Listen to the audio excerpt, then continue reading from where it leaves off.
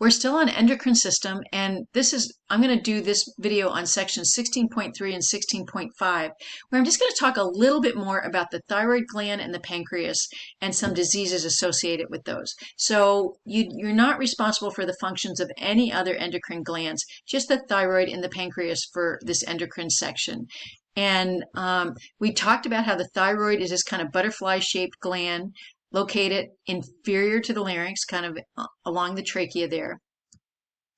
And you've probably heard of people that have thyroid conditions. And so you've heard of thyroid hormones. So the thyroid makes actually another hormone, but it makes two main hormones called T3 and T4. And T3 stands for triiodothyronine, and T4 stands for thyroxine, which you don't have to remember those names. But the reason why I like to give those to you is together they're called thyroid hormone, and you will notice that the 3 and the 4 tell you that there are 3 or 4 atoms of iodine in that hormone. So triiodothyronine means it has 3 iodine atoms.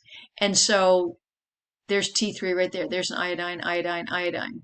Okay. So I just am telling you that to emphasize that iodine is essential to make what we call thyroid hormones. So T3 and T4 are 2 of the hormones that are made by the thyroid gland. Together we call them thyroid hormone. And they need iodine that we get from our diet. You guys are probably familiar with the idea that we mostly eat iodized salt. The natural places we can get iodine are like from seafood or eating like sea plants, like algae. But we don't always eat a lot of those, so we don't necessarily get enough iodine. And if we don't get enough iodine, our thyroid will not function normally. So we add iodine to salt. Here, I didn't tell you the function of T3 and T4, but what they do is together, T3 and T4 speed up our metabolism. The function of thyroid hormone is to speed up your metabolism. That's important to know, because if you don't know that, understanding the diseases is going to be hard. Okay? So our thyroid makes 2 hormones that we call thyroid hormone. They're T3 and T4. They need iodine to function normally. And the function of thyroid hormone is to speed up our metabolism. So what happens if we have too much or too little thyroid hormone? Well, we can get hypothyroidism. Hypo means low. Thyroidism is related to our thyroid, low thyroid hormone. And what could happen if you have a low thyroid? You have fatigue, weight gain, you might be sensitive to cold, you might have dry skin, slow heart rate. There can be a lot of complications to having hypothyroidism. We need that thyroid hormone to keep our metabolism functioning at a normal rate. I remember one time I had a dog, and another thing is like your dry skin, your hair doesn't look very good, you gain weight like that. And this dog had one thing after another. She kept getting earaches. She just didn't look great. She was kind of sluggish. I couldn't figure out what was wrong with her. And I thought, I'll go give her a bath. And I go to pick her up, and I realized I couldn't pick her up anymore. She was so heavy, I realized she gained weight. And right there, I went, it's her thyroid. And it turned out it's common in dogs to have low thyroid. Why do they get it? I don't know. Some breeds are more likely to get it, like golden retrievers and Labrador retrievers, than other dogs, but we don't necessarily know why we get hypothyroidism. It's common in people, it's common in dogs. The picture right here is kind of an extreme one. They call it endemic goiter. Goiter is an enlargement of the thyroid. That's actually the thyroid. This person, endemic goiter happens when you have low iodine in your diet. But for most of us in the US, we get enough iodine. So it's not likely that low iodine is causing hypothyroidism, but in people in the US. But and what causes low hypothyroidism in people? We don't really know that either. But people can take thyroid hormones as pills and help that. If you have endemic goiter, you need to get some iodine. This one's showing you a baby with congenital hypothyroidism. When we say congenital, that means you're born with it. And so this baby was born with some condition where their thyroid's not working properly. With infants, they are tested. They get a blood test in the hospital, or they should get one. If they're born at home, they should get one very soon after birth, because a baby that's born with hypothyroidism will have severe developmental problems. You need that thyroidism to keep the metabolism going fast enough for that baby to develop normally. And a baby with congenital hypothyroidism has a substantial risk of being seriously mentally delayed, mentally retarded.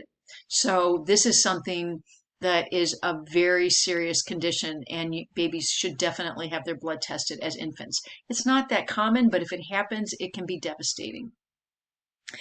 The other thing I have on here, mental retardation in infants. It doesn't reduce intelligence in an adult that has hypothyroidism. That just is your nervous system has developed already, so it's not an issue.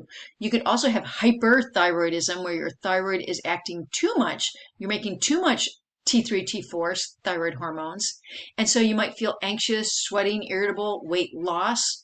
Think about that. If thyroid hormone speeds up your metabolism, you're gonna be irritable, weight loss. You're anxious, those kind of things. You're going to feel warm. You see there's commercials on people with thyroid eye disease because there's drugs to treat it, but you can see that the eye is bulging. And what's happening is there's like fat behind the eye that's getting deposited, and thyroid hormone just disrupts, affects your overall metabolism. So you're accumulating fat kind of in weird places, particularly in the eyes, which can cause them to protrude and cause problems. So hypothyroidism, your metabolism's depressed. Hyperthyroidism, it's accelerated. Now, some people say, oh, I'll take a little thyroid hormones if I can lose weight, but there's all sorts of other complications that go along with it that are not good and not healthy. So you don't want to do that. There's a check your progress. Remember to go to your book and your reading, and you can click on the question and get the answers. The other gland I wanted to talk a little bit more about in a little bit more detail was the pancreas. And so I want you to explain how the pancreas functions as both an endocrine and an exocrine gland. And we mentioned this already with digestion. Remember, an exocrine gland has a duct or a tube. So here they're showing you, here's the pancreatic duct, and it makes digestive enzymes. Remember, it makes digestive enzymes and base for the digestive tract, and it secretes them onto the surface of the small intestine. So it acts as an exocrine gland, but it also acts as an endocrine gland because there's cells in the pancreas that secrete hormones into the blood. And the hormone that you're most familiar with is insulin.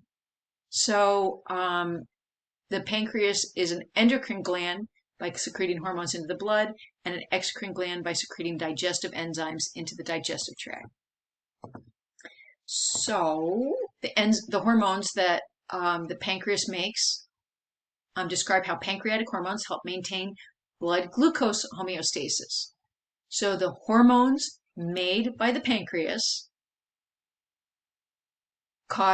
help you maintain a constant blood glucose. Remember, we said our blood glucose has to be at a constant level. So we have continuous food for our cells, but if it's too high, it gets stored back in the liver. And if it's too low, we take that glycogen from the liver and we make glucose. So we need a constant blood sugar. If not, we have neurological problems, and it can be deadly to have an imbalance of blood glucose. The two hormones that are made by the pancreas are called glucagon and insulin.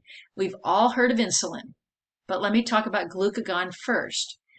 Glucagon is one of 3 hormones that raises blood sugar. So if your blood sugar, the sugar in your blood, which is glucose, gets low, It sends a signal to your pancreas to make glucagon. And glucagon goes to the liver and it says, remember that glycogen, that big long chain of glucose that we're storing in the liver? Well, let's break some of that down and make glucose. And that will raise your blood glucose to normal. So glucagon raises blood glucose. Insulin is the only hormone we have that lowers blood glucose. So if your blood glucose is too high, which happens every single time after we're done eating, we've just eaten a whole bunch of carbohydrates, usually. There's going to be some sugar in there somehow, some carbohydrates. And we're going to have high blood sugar. So what happens is your pancreas gets the message that, oh, blood sugar's high, let's make insulin. And insulin's going to lower blood sugar. And the way that it does it is it takes the glucose from the blood and it makes glycogen.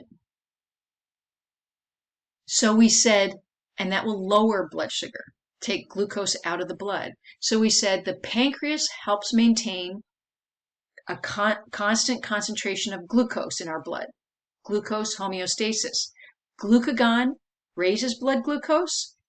Insulin lowers blood glucose. So these hormones are kind of going up and down every minute of our life. They're kind of adjusting to get our blood glucose to be constant.